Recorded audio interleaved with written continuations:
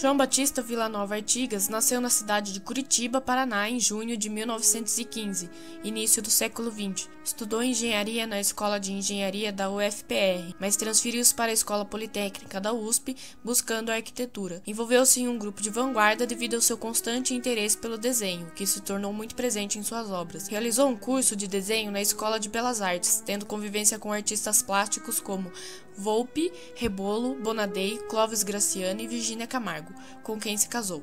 A maioria dos artistas com quem Artigas conviveu na Escola Politécnica e no curso de desenho eram esquerdistas, o que influenciou a direção política que o arquiteto viria a tomar.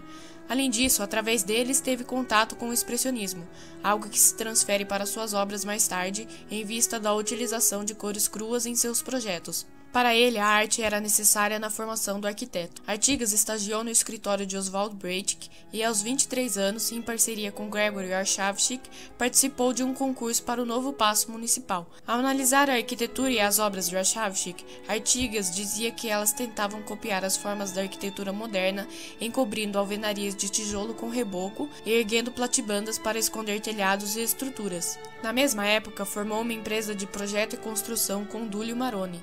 Até este momento, suas principais referências vinham de Frank Lloyd Wright. Seus projetos residenciais deste período mostram características da arquitetura orgânica de Wright. Ele apreciava a liberdade democrática, o respeito à natureza das coisas e o espaço contínuo presente nas obras de Wright. A residência Rio Branco Paranhos, de 1942, remete muito à Casa da Cascata de Wright. Este período da vida e da obra de Artigas foi chamado de fase wrightiana. Após essa fase, ele passa a redirecionar seus projetos ao racionalismo de Le Corbusier, o compromisso moral entre a forma estética e verdade construtiva. Obras como a Casa Benedito Levi de 1944 e o Hospital São Lucas de 1945 apontam a mudança de orientação rumo ao racionalismo corbusiano. O edifício Louveira demonstra o domínio de Artigas a essa linguagem racionalista.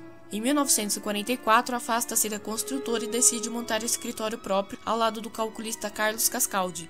Em 1946, foi estudar arquitetura contemporânea nos Estados Unidos por 13 meses. Depois do seu retorno, ele se aproximou do movimento da arquitetura moderna brasileira, porém distanciava-se do formalismo carioca, posteriormente passando a definir com suas próprias obras os traços da Escola Paulista. Em 1948, participou da criação da Faculdade de Arquitetura e Urbanismo da Universidade de São Paulo, onde passou a lecionar. Em 1949, realizou o projeto de sua segunda residência, onde passava a abandonar os traços de Wright e Corbusier para começar a definir seu próprio partido de projeto e linguagem. Aproveitando-se da oportunidade de construir para si mesmo, ele testava seus próprios limites como artista e seu domínio técnico, formal e construtivo. Sua arquitetura foi baseada em formas geométricas preliminares e o uso do concreto reforçado como estrutura. Manteve a continuidade do espaço e a mudança dos níveis, através da criação de grandes vãos e do uso de mezaninos ligados por inclinações, criando efeitos dramáticos. Devido à grande repercussão desse projeto, Artigas foi convidado a projetar o Morumbi em 1952. Neste mesmo ano, publicou críticas às linguagens das obras de Wright e Corbusier em seu texto Caminhos da Arquitetura Moderna, afirmando que suas obras representavam a classe dominante e que a arquitetura moderna era um instrumento de opressão.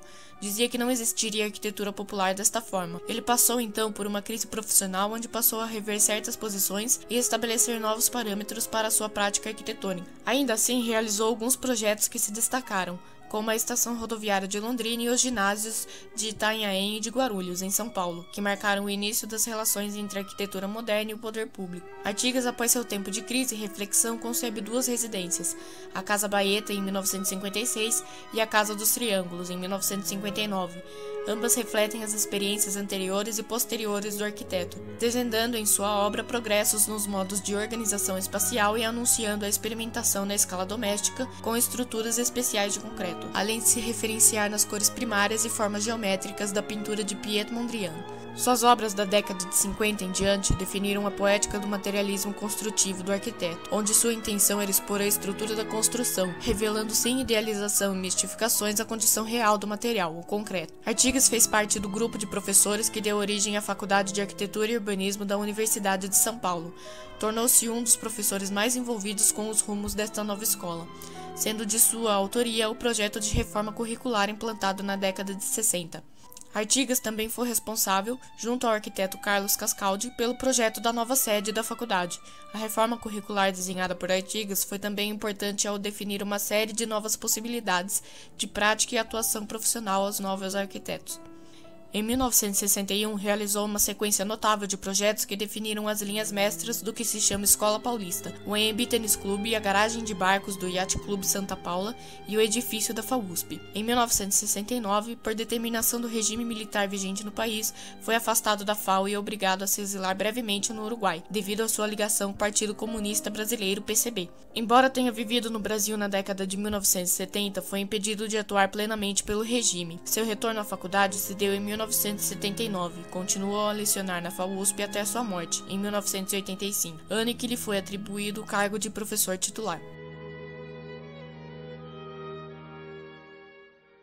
O edifício sede da FAUSP está localizado na cidade universitária da Universidade de São Paulo. Seu projeto foi executado em 1961 e em 1982 foi tombado pelo Conselho de Defesa do Patrimônio Histórico, Arqueológico, Artístico e Turístico do Estado de São Paulo. Em 1991 foi tombado também pelo Conselho Municipal de Preservação do Patrimônio Histórico, Cultural e Ambiental da cidade de São Paulo. Sua área construída constitui 18.600 metros quadrados, possuindo 110 metros de comprimento nas fachadas norte e sul, 66 metros de largura nas fachadas leste e oeste e 15 metros de altura. Os materiais utilizados para sua concepção foram principalmente concreto e vidro, sendo estruturada a partir do sistema de proteção do concreto. O projeto recebeu o primeiro prêmio da Bienal Internacional de Arquitetura de São Paulo e se tornou um marco que destaca a importância e inovação das estruturas e técnicas construtivas usadas na arquitetura e engenharia estrutural brasileiras da década de 60. Recebeu também o Prêmio Internacional Jean Tschumi da União Internacional de Arquitetos em 1985, por sua contribuição ao desenvolvimento tecnológico em arquitetura.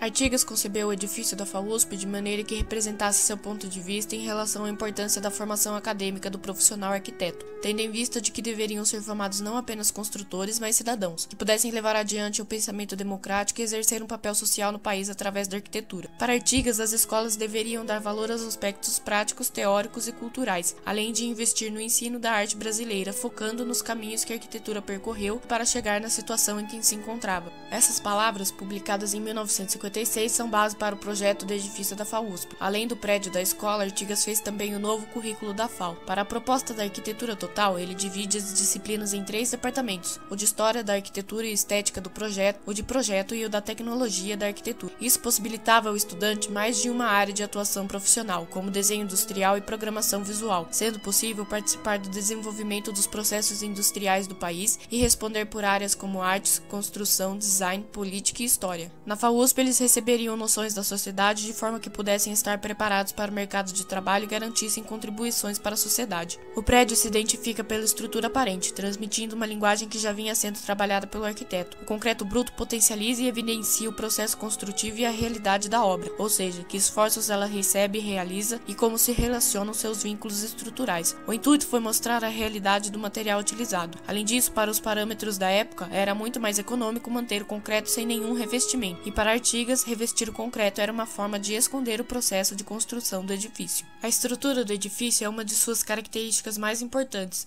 pois para o arquiteto a estrutura era quem formava o projeto, mas não uma estrutura só como esqueleto. Ela é que define os espaços e com isso ele explora novas formas mais leves e com vãos maiores. Os pilares internos sustentam a cobertura e se estendem por todos os pavimentos, e os pilares externos sustentam a estrutura do volume. Sua fundação é formada por uma estaca pré-moldada de concreto que surge do solo e se encontra com o pilar de sustentação que desce do perímetro do prédio.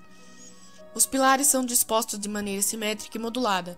Desta forma, a estrutura tem um arranjo dinâmico que possibilita intervenções não previstas no projeto, como ocorreu posteriormente. Este método reflete estudos anteriores de Artigas realizados em 2 colégios estaduais paulistas, o de Itanhaém e o de Guarulhos. A cobertura é constituída de lajes alveolares, onde foram inseridos domos em cada uma delas, proporcionando aberturas de iluminação zenital. Estas lajes possuem alvéolos longitudinais que auxiliam na redução de seu peso. É possível observar a constituição da cobertura em uma vista aérea, aérea. Ela é formada por 3 faixas, onde cada uma delas contém 20 módulos, de 5,5 metros de largura por 22 metros de comprimento, que estão circunscritos através de vigas invertidas. Cada um destes módulos possui 16 domos, divididos em 2 fileiras de 8. Vistos internamente, esses domos aparentam possuir um corpo de pirâmide. Entretanto, este formato é resultante das vigas invertidas. Entre cada uma das aberturas existem vigas transversais e longitudinais, cujas suas faces dão este formato de pirâmide na envoltória dos domos. Através da planta de cobertura é possível visualizar mais facilmente o módulo e as 16 aberturas circunscritas por vigas invertidas. Essas vigas são vazadas e têm o formato de A invertido, sendo a parte inferior os elementos que compõem o corpo de pirâmide e a superior serve de apoio aos domos. Posteriormente, essa cobertura teve problemas de infiltração, devido à degradação natural e pelo material estar com 80% de sua vida útil comprometida, sendo necessário um projeto de restauração dos sistemas estruturais do prédio, principalmente pelo fato de que na época de sua construção não eram feitos tratamentos para a utilização do concreto aparente. Além disso, foram instalados apenas metade dos condutores do sistema de drenagem das águas pluviais previstos no projeto original. Quanto às relações internas do prédio, ele abriga 8 pavimentos interligados por rampas, escadas e um elevador. Foi dada uma ênfase na integração dos espaços. Sua proposta é de continuidade espacial, tendo um grande vazio no centro, denominado Salão Caramelo. Os espaços internos do edifício foram pensados a partir da alternância de planos altos e baixos, cheios e vazios e linhas retas e curvas.